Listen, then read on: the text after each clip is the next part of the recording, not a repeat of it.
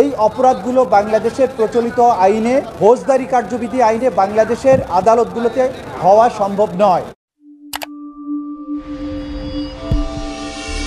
বাংলাদেশ ইতিহাসের একটা ঐতিহাসিক সন্ধিক্ষণে অবস্থান করছে এই মুহূর্তে। আপনারা জানেন যে দ্বিতীয়বারের যে গণ অভ্যুত্থান, যেটাকে আমরা দ্বিতীয় মুক্তিযুদ্ধ বলছি, একটা জাতির জীবনে এইরকম সময় খুব কম আসে। 54 বছর বাংলাদেশের স্বাধীনতার বয়স হয়েছে।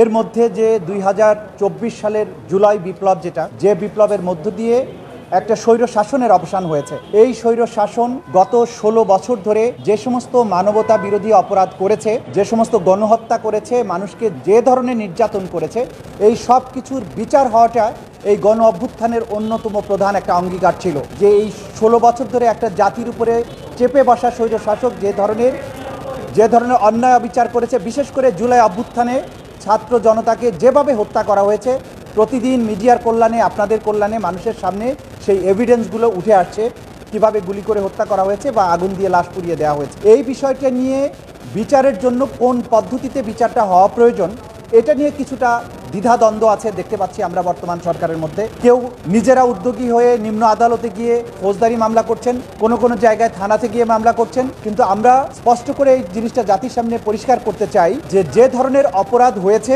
এই অপরাধগুলো বাংলাদেশের প্রচলিত আইনে, ফৌজদারি কার্যবিধি আইনে বাংলাদেশের আদালতগুলোতে হওয়া সম্ভব নয়। এই বিচারটা প্রপারলি কেবলমাত্র হওয়া সম্ভব 1973 সালের ক্রাইমস ট্রাইব্যুনাল অ্যাক্ট অনুযায়ী, আন্তর্জাতিক অপরাধ ট্রাইব্যুনাল যেটা বাংলাদেশে আমাদের আছে, সেখানে এটার প্রপার বিচার হওয়া সম্ভব। কিন্তু এই বিচারটা সেই ট্রাইব্যুনালে করার আগে ট্রাইব্যুনালের বেশ কিছু সংস্কার প্রয়োজন। আপনারা জানেন যে বিগত সময়ে 2010 সাল থেকে ইন্টারন্যাশনাল ক্রাইমস ট্রাইব্যুনাল অ্যাক্ট যেভাবে ফাংশন করেছে, যেভাবে বিচার প্রক্রিয়া চালিয়েছে, জাতীয়ভাবে এবং আন্তর্জাতিকভাবে সেই ট্রাইব্যুনালের অসংখ্য সমালোচনা হয়েছে এবং তাদের রায়গুলো কলঙ্কিত রায় বলে গোটা দুনিয়ার কাছে প্রমাণিত হয়েছে। সেই জায়গায় যদি আপনারা এই ট্রাইব্যুনালে এই আসামিদের বিচার করতে আমরা চাই, তাহলে সেই ট্রাইব্যুনালের আইনের সুনির্দিষ্ট কিছু সংশোধন প্রয়োজন হবে। সেই সংশোধনগুলো মোটা দাগে দেখুন, বিচারের সেই সময়টাতে বিচারকদের বিরুদ্ধে সবচাইতে বেশি অভিযোগ ছিল। সেইখানে যাদেরকে বিচারক হিসাবে নিয়োগ করা হয়েছিল, তাদের নিরপেক্ষতা, তাদের দক্ষতা, সেগুলো প্রশ্নের মুখে ছিল। কিন্তু আইনে ওই ট্রাইব্যুনালের বিচারকদের নিয়োগকে চ্যালেঞ্জ করে কোনো মামলা করার অধিকার দেয়া নাই। আমরা মনে করি অতীতের অভিজ্ঞতার থেকে ট্রাইব্যুনালের যারা বিচারক হবেন, ট্রাইব্যুনালের চেয়ারম্যান এবং মেম্বার হবেন, তাদের নিয়োগকে চ্যালেঞ্জ করার জন্য বিধান থাকা উচিত। সেই বিধান সংবলিত করে আইনতে একটা সংশোধন হওয়া দরকার। দ্বিতীয়ত হচ্ছে সেখানকার রুলস অফ এভিডেন্স, যে স্বাক্ষর কি পদ্ধতিতে গ্রহণ করা হবে, সেইটা কিন্তু জানেন আপনারা যে ওইখানে বাংলাদেশের প্রচলিত যে সাক্ষ্য আইন, সেটা ট্রাইব্যুনালের বিচারের ক্ষেত্রে প্রযোজ্য নয়। ফলে হেয়ারসে এভিডেন্স, ফটোকপি, নানান ধরনের কল্পকাহিনী, সেগুলোকে এভিডেন্স হিসাবে সেখানে নিয়ে এসে অতীতে আসামিদের বিচার করা হয়েছে, তাদের শাস্তি দেওয়া হয়েছে। আমরা মনে করি বিচারকে স্বচ্ছ করতে হলে বাংলাদেশে যে এই সময়ে যে আইনটা রয়েছে সাক্ষ্য আইন, সেই সাক্ষ্য আইন সম্পূর্ণভাবে আন্তর্জাতিক অপরাধ ট্রাইব্যুনালের বিচারের ক্ষেত্রে প্রযোজ্য হওয়া উচিত, যাতে করে সাক্ষীর প্রবেটিভ ভ্যালু, সাক্ষীদের যে গ্রহণযোগ্যতা, অ্যাডমিসিবিলিটি, কি পদ্ধতিতে সাক্ষী দেয়া যাবে, কার সাক্ষী গ্রহণ করা যাবে,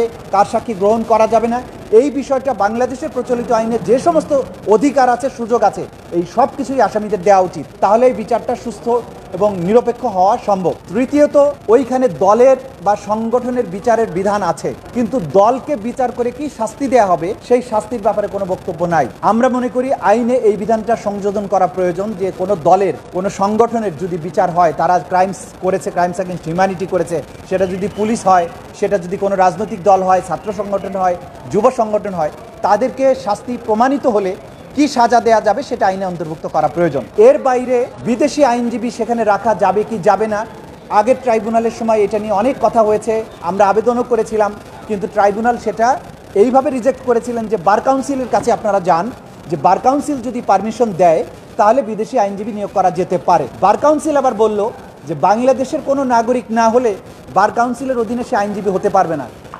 সেখানের ওই বিধানের কারণে বিদেশি কোনো আইনজীবীকে এই ট্রাইব্যুনালে আনা সম্ভব হয়নি।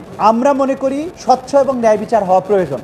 সেই ক্ষেত্রে যদি আসামি পক্ষ বিদেশ থেকে কোনো আইনজীবী আনতে চান, তাকে সেই আইনজীবী আনার সুযোগ দেওয়া উচিত, এবং সেইটা প্রসিকিউশনের ক্ষেত্রে প্রযোজ্য, যে প্রসিকিউশন পক্ষেও যদি তারা বিদেশি কোনো এক্সপার্টকে তাদের প্রসিকিউশনের আইনজীবী হিসাবে রাখতে চান, সেটাও আইনের মধ্যে সংযোজন হতে পারে। সবচাইতে গুরুত্বপূর্ণ আরেকটা জিনিস বাকি থাকলো, সেটা হচ্ছে তদন্ত সংস্থা। এই তদন্ত সংস্থায় সবচাইতে যোগ্য, দক্ষ, নিরপেক্ষ লোককে নিয়োগ দেওয়া উচিত, যাতে করে তদন্তের নামে কোনো প্রহসন না হয়। তদন্তের মধ্য দিয়ে সত্যিকারে অপরাধের যে প্রমাণ সেটা যাতে উঠে আসে, এবং সেই ক্ষেত্রে টেকনিক্যাল সাপোর্টের জন্য, যেহেতু যে অপরাধের বিচার এখানে হবে সেটা আন্তর্জাতিক আইনের অধীনে অপরাধ, সে কারণে এইখানে আন্তর্জাতিক সংস্থা, বিশেষ করে জাতিসংঘের পক্ষ থেকে টেকনিক্যাল অ্যাসিস্ট্যান্স দেওয়ার জন্য প্রস্তাব দেওয়া হয়েছে। আমি মনে করি আইনের মধ্যে এরকম একটা কাঠামো থাকা উচিত, যাতে আন্তর্জাতিক কোনো ফোরামের ইনভেস্টিগেটিংয়ের ব্যাপারে যদি কোনো টেকনিক্যাল অ্যাসিস্ট্যান্সের প্রয়োজন হয়, সেটা গ্রহণ করার এবং আইনে এটাকে অ্যাকসেপ্ট করার একটা ব্যবস্থা সেখানে থাকা উচিত। আর আরও একটা বড় জিনিস বাকি আছে, সেটা হচ্ছে ধরেন ক্রাইমস এগেনস্ট হিউম্যানিটির বিচার এখানে করা যাবে। মানবতার বিরুদ্ধে অপরাধের বিচার আমরা করব। মানবতার বিরুদ্ধে অপরাধের মধ্যে খুন, গণহত্যা, এক্সটারমিনেশন, অত্যাচার, অ্যাবডাকশন, বাড়িঘর জ্বালানো সব কিছু কিন্তু অন্তর্ভুক্ত। কিন্তু এই ক্রাইমস এগেনস্ট হিউম্যানিটি কি কি কারণে হবে, এই অপরাধের উপাদান কি, সেটি কিন্তু আমাদের এই আন্তর্জাতিক অপরাধ ট্রাইব্যুনাল আইন 1973 সেখানে বর্ণনা করা নাই। এই অপরাধের উপাদানগুলো বা অপরাধের সংজ্ঞাগুলো, যেটা আন্তর্জাতিক আইসিসি যেটা আছে, আইসিসির আইনে যেটা আছে, সেই আইন থেকে সংজ্ঞাগুলোকে হুবহু বাংলাদেশের আইনের মধ্যে অ্যাডপ্ট করা উচিত। এই আইনের সংজ্ঞাগুলোকে গ্রহণ করা উচিত, তাহলে আইনটা পূর্ণাঙ্গ হবে। আমরা চাই বাংলাদেশে বিচারহীনতার যে সংস্কৃতি আছে সেটা থেকে দেশটা বেরিয়ে আসুক। পাশাপাশি আমরা এটাও চাই, বিচারের নামে অবিচার করে নিরীহ নির্দোষ মানুষকে ফাঁসি দেওয়া হবে, জেল দেওয়া হবে, এই ধরনের সংস্কৃতি থেকে বাংলাদেশ বেরিয়ে আসুক। আমরা দুইবার স্বাধীন হয়েছি, 71 সালে একবার, 2024 সালে একবার। আমরা চাই না বাংলাদেশে বিচারের নামে কোনো কলঙ্ক রচিত হোক। আওয়ামী লীগের বিচার হোক, শেখ হাসিনার বিচার হোক, পুলিশের বিচার হোক, ডিজিএফআই এর বিচার হোক, র্যাবের বিচার হোক, যারা এই খুনের সাথে, গণহত্যার সাথে, ক্রাইমস এগেনস্ট হিউম্যানিটির সাথে যুক্ত ছিল, বিচার অবশ্যই হওয়া প্রয়োজন। বিচার না করলে মানুষের কান্না, মানুষের ক্ষোভ, সমাজের অস্থিরতা দূর করা যায় না। কিন্তু সেই বিচার যদি ন্যায় বিচার না হয়, তাহলেও মানুষের কান্না দূর করা যায় না। আমরা চাই অতীতের কলঙ্ক থেকে জাতি বেরিয়ে আসুক। এই ট্রাইব্যুনাল আন্তর্জাতিকভাবে আর কোনো প্রশ্ন যাতে কেউ তুলতে না পারেন, সেইভাবে আইনটা সংশোধিত হোক। প্রসিকিউশন, ডিফেন্স এবং বিচারক প্যানেল গ্রহণযোগ্য, নিরপেক্ষ, দক্ষ হোক, এবং তাদের এই দক্ষতার মধ্য দিয়েই নিরপেক্ষ একটা বিচারের মাধ্যমেই ন্যায় বিচার প্রতিষ্ঠিত হোক। শহীদের আত্মা শান্তি পাক, নিপীড়িত মানুষ মনে করুক যে তারা একটা প্রতিকার পেয়েছেন, এবং আসামি পক্ষও যেন বুঝতে পারে যে তারা যে অপরাধ করেছিল তার অপরাধের সঠিক এবং কৃতকর্মের সঠিক বিচার হয়েছে। এটাই আজকের দিনে আমাদের কথা। আগের বিচারগুলো দেখুন, আগের বিচারগুলোর সংজ্ঞা নিয়ে বারবারই প্রশ্ন উঠেছে, এবং সে কারণে কিন্তু আমরা বলছি যে এই অতীতের যে বিচারগুলো হয়েছিল সেই বিচারগুলো সর্বশেষ ব্রিটিশ সুপ্রিম কোর্টের যে রায়, সেখান থেকেও কিন্তু বোঝা গেছে যে এই বিচারগুলো কতটা অন্যায়ভাবে করা হয়েছে। এইটাকে রাজনৈতিক সিদ্ধান্তের মাধ্যমে এই পুরো আগের যে বিচার প্রক্রিয়া ছিল সেগুলোকে পুনর্বিবেচনা করা যেতে পারে। এগুলোর ব্যাপারে কমিশন হতে পারে যে কিভাবে অন্যায় করা হয়েছিল, কিভাবে অন্যায়ভাবে মানুষকে ফাঁসি দেওয়া হয়েছিল। কিন্তু এখন যে বিচার হবে, অতীতে যে ভুলগুলো করেছিল আগের সরকার বা অন্যায় করেছিল, আমরা চাই না আজকের বিপ্লবের মাধ্যমে অর্জিত যে সরকার, সেই সরকার একই কাজ করুক, একইভাবে বিচার কলঙ্কিত হোক। কারণ যারা অপরাধ করেছে তাদের জলজান্ত প্রমাণ বাংলাদেশের মাটিতে আছে, রক্তের দাগও এখনো শুকায়নি। সুতরাং কোনো লুকোচুরি, কোনো অন্যায়, কোনো মিথ্যা সাক্ষীর প্রয়োজন হবে না। লাইভ এভিডেন্স দিয়ে বিচারের যতগুলো আইনি প্রক্রিয়া আছে সকল সুযোগ তাদেরকে দিয়ে ন্যায় বিচার হওয়া উচিত, এবং এই ন্যায় বিচারটাই বাংলাদেশের সকল মানুষের এই মুহূর্তের চাওয়া বলে আমি মনে করি।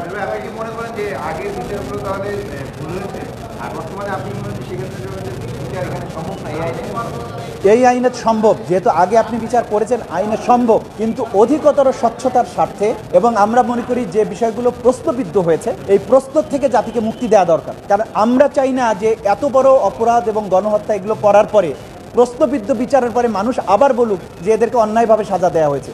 এদের যে অপরাধ আছে, ন্যায় বিচার করে যদি সাজা দেওয়া যায়, তাহলে কেন অন্যায় বিচার করে সাজা দিতে হবে? সুতরাং আইনের যে লিমিটেশনসগুলো আছে, যেগুলো ক্রিটিসিজম হয়েছে, সেগুলো মোকাবেলা করেই বিচারটা হওয়া প্রয়োজন।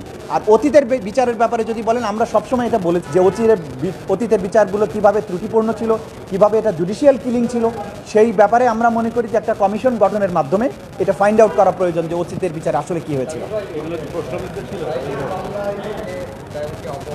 আমার স্পষ্ট মনে আছে, এগুলো তো ভুলে যাওয়ার জিনিস না। সুখরঞ্জন বালিকে, সে আসামি পক্ষের সাক্ষী ছিল, তাকে সে যখন আসামি পক্ষে মিথ্যা সাক্ষ্য দিতে রাজি হলো না, তখন ডিফেন্স পক্ষ তাকে সাক্ষী হিসেবে মান্য করলো। আগের দিন সে আদালতে এসেছিল সাক্ষী দেওয়ার জন্য। প্রসিকিউশন এবং ট্রাইব্যুনালের তদানীন্তন মেম্বার যারা ছিল, তারা বুঝতে পারলো যেই সুখরঞ্জন বালি যদি সাক্ষী দেয় তাহলে পুরো মামলার মোড়টাই ঘুরে যাবে। আগের দিন তারা প্ল্যান করে বললো আজকে আমরা তার সাক্ষী গ্রহণ করব না, পরের দিন তাকে নিয়ে আসতে বললো, পরের দিন ট্রাইব্যুনালের গেট থেকে আইনজীবীর গাড়ির থেকে তাকে অপহরণ করা হয়েছিল এবং সে কারণে সে আদালতে এসে সঠিক সাক্ষী দিতে পারে নাই। পরবর্তীতে তাকে ভারতে পাওয়া যায়, ভারতের জেল এসেছিল, এ নিয়ে বাংলাদেশের পত্রপত্রিকা বিস্তারিত নিউজ করেছে। পরবর্তী সময় সাক্ষী দিয়ে সে বলেছে যে আমি সাইদি সাহেবের পক্ষে সাক্ষী দিতে চেয়েছিলাম যে সে অপরাধের সাথে যুক্ত ছিল না, শুধুমাত্র সেই কারণে আমাকে অপহরণ করা হয়, নির্যাতন করা হয়, দেশের বাইরে নিয়ে বন্দি করে রাখা হয় এবং সর্বশেষ সাইদি সাহেবের জানাজার সময়ও সে এসে কিন্তু একই কথার প্রতিধ্বনি করেছে।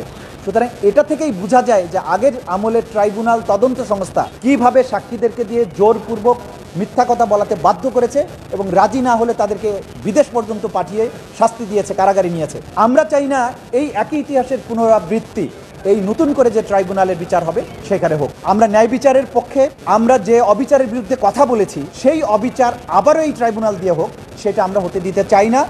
আমরা চাই যে পক্ষের বিচার হচ্ছে সেই পক্ষ এবং যারা বিচার দাবি করছেন দুই পক্ষই যেন মনে করে যে ন্যায় বিচার হয়েছে।